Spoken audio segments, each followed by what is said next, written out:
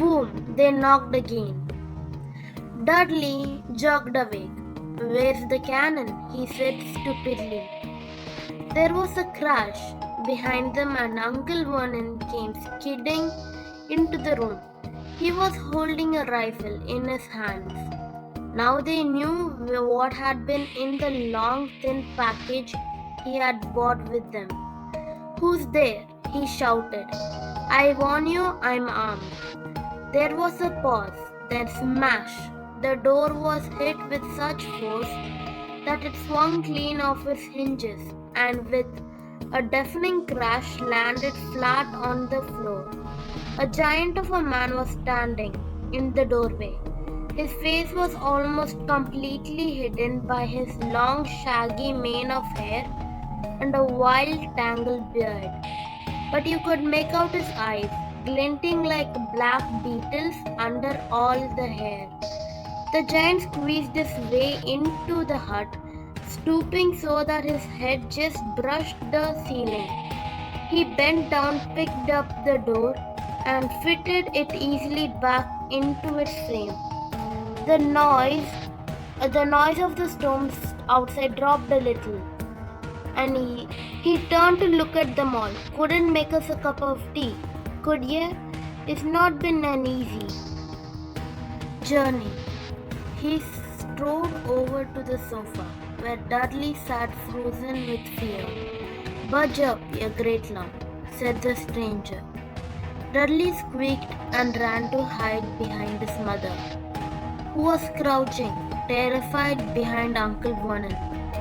"And here's Harry," said the giant. Harry looked up into the fierce, wild, shadowy face and saw that the beetle eyes were twinkled in a smile. "Last time I saw you, you was only a baby," said the giant. "You look like a lot like your mother, Dad, but you got your mom's size." Uncle Vernon made a funny rasping noise. "I demand that you leave at once, sir," he said. "You're breaking and entering." "Ah, shut up, Dursley, you great pawn," said the giant. He reached over the back of his sofa, jerked the gun out of Uncle Vernon's hand, bent it into a knot as easily as it had made out of rubber, and threw it into the corner of the room. Uncle Vernon made another funny noise, like a mouse being trodden on. "Anyway, Harry," said the giant, turning his back on the Dursleys, "a very happy birthday to you. Got something for you here. I might sat on it at some point, but it is all right." From an inside of pocket of his black overcoat, he pulled a slightly squashed box. Harry opened with trembling fingers. Inside was a large, sticky chocolate cake with "Happy Birthday, Harry" written on it in green icing. Harry looked up at the giant, but when he drew back a second later, there was a roaring fire there. It filled the whole room. Whole damn hut was flickering right, and Harry felt the warmth wash over him as though he sunk into a hot bath. The giant sat back down on the sofa, which sagged under his weight, and began taking all sorts of things out of his pocket. A copper kettle, a squashy package of sausages, a poker, a teapot, several chipped mugs, and a bottle of some amber liquid. Soon the hut was full of the sound and smell of a sizzling sausage. Nobody said a thing while the giant was working, but as he slid the first six fat, juicy, slightly burnt sausages from the pokers, Dudley fidgeted a little. Uncle Vernon said sharply, "Don't touch anything he gives you, Dudley." The giant chuckled darkly. "Your great pudding of a son don't need fattening anymore, Dursley. Don't worry." He passed the sausages to Harry, who was so hungry he had never tasted anything so wonderful. But he still couldn't take his eyes off the giant. Finally, as nobody seemed to explain anything, he said, I am sorry, but I still don't really know who you are. The giant took a gulp of tea and wiped his mouth with the back of his hand. Call me Hagrid, he said. Everyone does, and like I told you, I'm keeper of keys at Hogwarts. You'll know all about Hogwarts. Of course, no, said Harry. Hagrid looked shocked. Sorry, said Harry quickly. Sorry, barked Hagrid, turning to stare at the Dursleys, who shrank into the shadows. It's them, as I should be sorry. I knew you weren't getting your letters, but I never thought you wouldn't even know about Hogwarts. For crying out loud. Did you never wonder where your parents learned it all? All what? Asked Harry. All what? Hagrid thundered. Now just wait a sec. He had leapt to his feet. In his anger, he seemed to fill the whole hut. The Dursleys were cowering against the wall. Do you mean to tell me, he growled at the Dursleys, that this boy knows nothing about anything? Harry thought this was going a bit far. He had been to school after all, and his marks weren't bad. I know something, he said. I do maths and stuff. But Hagrid simply waved his hand and said, about our world, your world, my world, your parents' world. What world? Hagrid looked as if he was about to explode.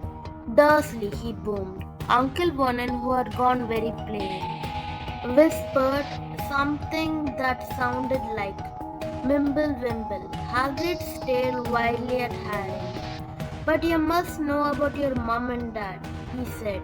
They're famous. You're famous.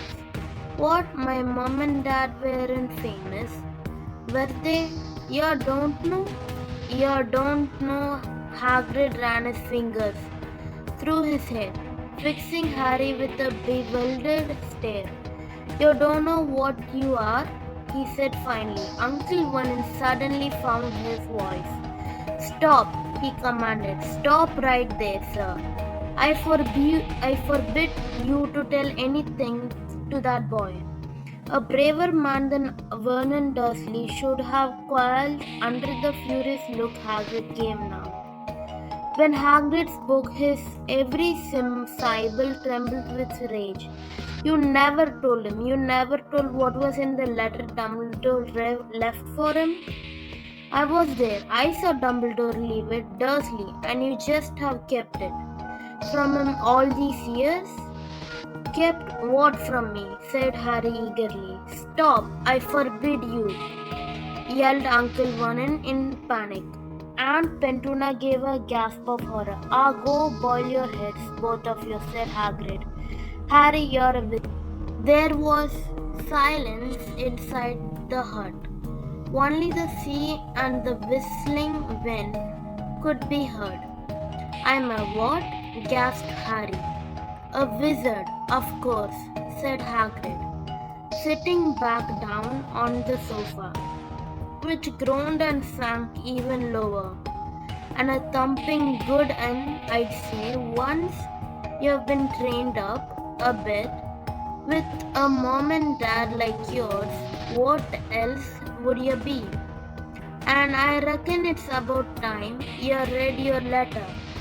Harry stretched out his hand, at last to take the yellowish envelope, addressed in emerald green to Mr. Harry Potter, the floor hut on the rock, the sea. He pulled out the letter and read, Hogwarts School of Witchcraft and Wizardry. Headmaster Albus Dumbledore. Order of Merlin, First Class Grand Source, Chief Warlock, Supreme Mugwump, International Confed of Wizards. Dear Mr. Harry Potter, we are pleased to inform you that you have been accepted to Hogwarts School of Witchcraft and Wizardry. Of all necessary books and equipment, term begins on September 1. We await your owl by no later than July 31st. Yours sincerely, Minerva McGonagall, Deputy Headmistress. Questions exploded inside Harry's head like fireworks, and he couldn't decide which to ask first. After a few minutes, he stammered, "What does it mean? They await my owl? Galpin Gorgons. That reminds me," said Hagrid, clapping a hand to his forehead, with enough force to knock over a cart horse. And from yet another pocket inside his overcoat, he pulled an owl, a real, live, rather ruffled looking owl, a long quill, and a roll of parchment.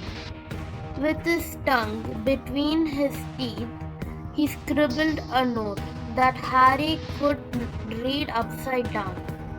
"Dear Professor Dumbledore, given Harry his letter, taking him to buy his things tomorrow. Weather's horrible. Hope you're well." Hagrid rolled up the note, gave it to the owl, which clammed it in its beak, went to the door and threw the owl out into the storm. Then he came back and sat down, as though this was normal, as talking on the telephone. Harry realized his mouth was open and closed it quickly. "Where was I?" said Hagrid. But at that moment, Uncle Vernon, still ashen-faced, but looking very angry, moved into the firelight. "He's not going," he said. Hagrid grunted. "I'd like to see a great muggle like you stop him," he said. "A what?" said Harry, interested. "A muggle," said Hagrid. "It's what we call non-magic folk like them, and it's your bad luck you grow up in a family of the biggest muggles I ever laid eyes on. We swore when we took him in we'd put a stop to that rubbish," said Uncle Vernon. "Swore we'd stamp him out of him. Wizard in need, you know." "You knew," said Harry. "You knew I'm a wizard," shrieked Aunt Pentuna. "Knew, of course, we knew. How could you not be? My dratted sister being what she was, oh.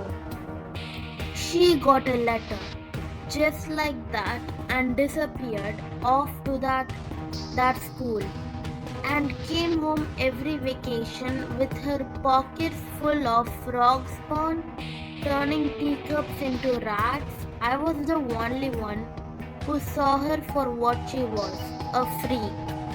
But for my mother and father, oh no, it was Lily this and Lily that. They were proud of having a witch in the family." She stopped to draw a deep breath and then went ranting on. It seemed she had been wanting to say all this for years. "Then she met that Potter at school, and they left and got married, and had you. And of course, I knew you'd be just the same. Just as strange, just as abnormal. And then, if you please," she went on, "and got herself blown up, and we got landed with you." Harry had gone very white. As soon as he found his voice, he said, "Blown up? You told me they died in a car crash." "Car crash?" roared Hagrid, jumping up so angrily that the Dursleys scuttled back to their corner. "How could a car crash kill Lily and James Potter? It's an outrage, a scandal. Harry Potter not knowing his own story when every kid in our world knows his name." "But why? What happened?" Harry asked urgently. The anger faded from Hagrid's face. He looked suddenly anxious. "I never expected this," he said in a low, worried voice. "I had no idea. When Dumbledore told me there might be trouble getting hold of you, how much you didn't know, and Harry. I don't know if I'm the right person to tell you, but someone's gotta. You can go off to Hogwarts not knowing. He threw a dirty look at the Dursleys. Well, it's best you know as much as I can tell you. Mind, I can tell you everything. It's a great mystery, parts of it.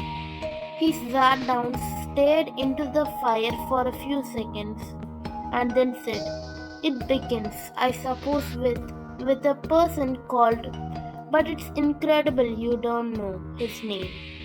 Everyone in our world knows. Who? Well, I don't know. I don't like saying the name if I can help it. No one does. Why not?" Gulpin gargoyles. "Harry, people are still scared." "Blimey, this is difficult. See, there was a wizard who went bad, as bad as you could go. Worse than worse. His name was Hagrid gulped, but no words came out. "Could you write it down?" Harry suggested. "Nah, can't spell it." "All right, Voldemort." Hagrid shuddered. "Don't make me say it again. Anyway, this weird wizard about 20 years ago now started looking for followers. Got 'em too. Some were afraid. Some just wanted a bit of his power. 'Cause he was getting himself power. All right. Dark days, Harry. Didn't know who to trust. Didn't dare get friendly with strange wizards or witches. Terrible things happened. He was taking over. Of course, some stood up to him. And he killed him. Horribly. One of the only safe places left was Hogwarts. Reckon Dumbledore's the only one you know who was afraid of. Didn't dare try taking the school, not just then. Anyway, now your mom and dad were as good as witch and wizard as I ever knew. Head boy and head girl at Hogwarts in their day. Suppose the mystery is why you know who never tried to get him on his side before. Probably knew they were too close to Dumbledore to want anything to do with the dark side.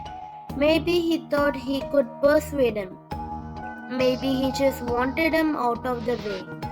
All anyone knows is he turned up in the village where you was all living on Halloween 10 years ago. You was just a year old. He came to your house and Hagrid suddenly pulled out a very dirty spotted handkerchief and blew his nose with a sound like foghorn. "Sorry," he said, "but it's just that sad. You knew your mom and dad and nicer people you couldn't find. Anyway, you know who them.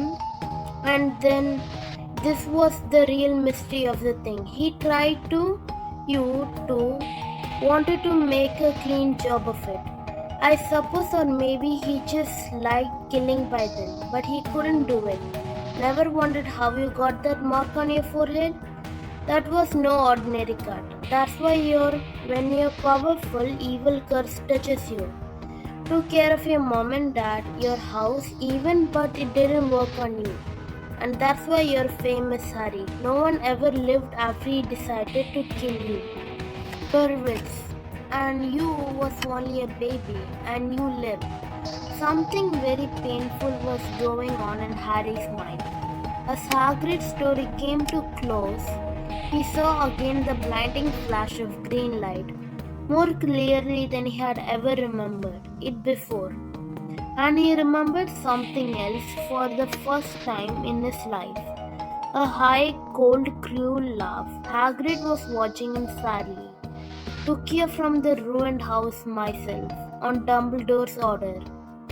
Brought you to this a lot. Load of old tosh," said Uncle Vernon. Harry jumped. He had almost forgotten that the Dursleys were there. Uncle Vernon certainly seemed to have got back his courage. He was glaring at Hagrid and his fists were clenched. "Now you, listen here, boy," he snapped. "I accept there's something strange about you. Probably nothing. A good beating wouldn't How cute. And as for all this about your parents, well, they were weirdos. No denying it. And the world's better off without them, in my opinion.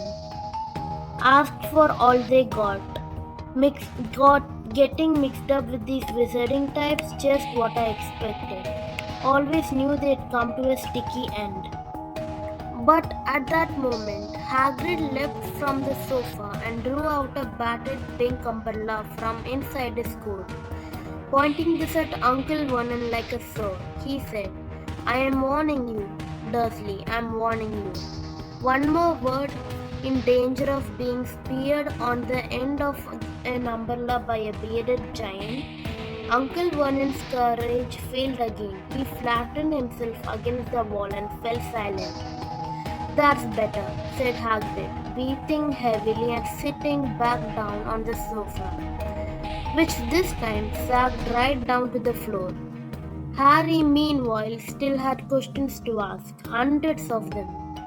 "But what happened to Sorry, I mean you know who." "Good question, Harry. Disappeared, vanished, same night he tried to kill you. Makes you even more famous. That's the biggest mystery.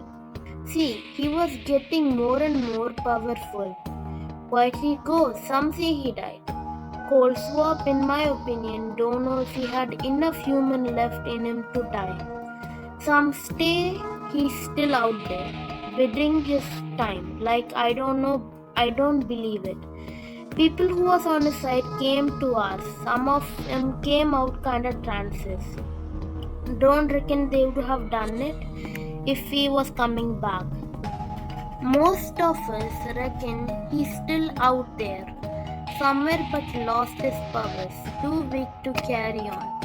'Cause something about you finished him, Harry. There was something going on that night he hadn't counted on.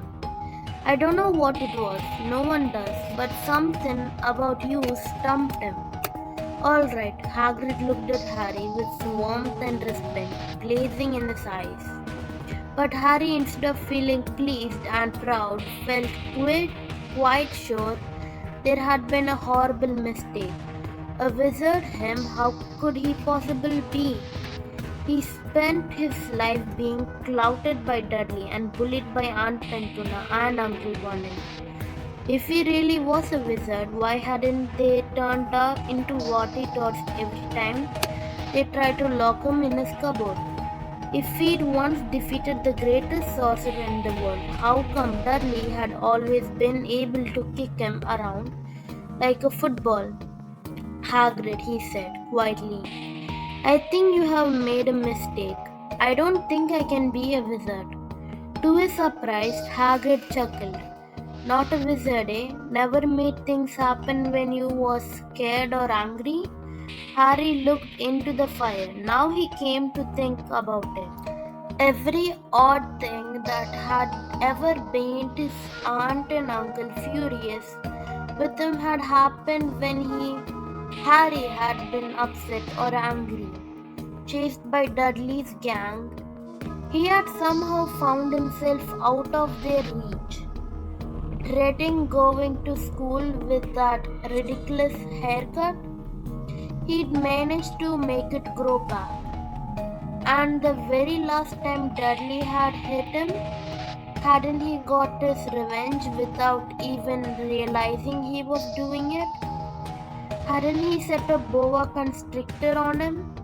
Harry looked back at Hagrid, smiling, and saw that Hagrid was positively beaming at him. "See," said Hagrid. "Harry Potter, not a wizard? You wait, you'll be right famous at Hogwarts." But Uncle Vernon wasn't going to give in without a fight. "Haven't I told you he's not going?" he hissed.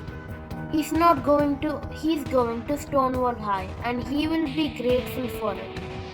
I've read those letters and he needs all sorts of rubbish, spell books and wands, and if he wants to go, a great muggle like you won't stop him," growled Hagrid. Stop Lily and James Potter's son going to Hogwarts? You're mad. His name's been down ever since he was born. He's off to the finest school of witchcraft and wizardry in the world. 7 years there was. He won't know himself. He'll be with youngster of his own sort. For a change, and he will be under the greatest headmasters Hogwarts ever had. Albus Dumble. I am not paying for some old crackpot to teach him magic tricks, yelled Uncle Vernon. But he had finally gone too far. Hagrid seized his umbrella and wheeled it over his head. Never, he thundered. Insult Albus Dumbledore in front of me. He brought the umbrella swishing down through the air to point at Dudley. There was a flash of violet light, a sound like a firecracker, a sharp squeal, and the next second, Dudley was dancing on the spot with his hand clasped over his fat bottom, howling in pain. When he turned his back on them, Harry saw a curly pig's tail poking through the hole in his trousers. Uncle Vernon roared, pulling Aunt Petrona and Dudley into the other room. He cast one last terrifying look at Hagrid and stamped the door behind them. Hagrid at his umbrella and stroked his beard. Shouldn't lost me temper, he showed ruefully, but it didn't work anyway. Meant to turn him into a pig, but I suppose he was so much like a pig anyway. There wasn't much left to do. He cast a sideways look at Harry under his bushy eyebrows. Be grateful if you didn't mention that anyone at Hogwarts, he said. I'm not supposed to do magic. Strictly speaking, I was allowed to do a bit for a year to get your letters, to get your stuff, and one of the reasons I was so keen to take on the job. Why aren't you supposed to do magic? Asked Harry. Oh well, I was at Hogwarts myself, but I got expelled. To tell you the truth, in me third year, they snapped me wand in half and everything. But Dumbledore let me stay on as a gamekeeper. Great man, Dumbledore. Why were you expelled? It's getting late, and we have got lots to do tomorrow, said Hagrid loudly. Got to get up to town, get all your books and that. He took off his thick black coat and threw it to Harry. You can keep under that, he said. Don't mind if it wiggles a bit. I think I still got a couple of dormice in one of the pockets.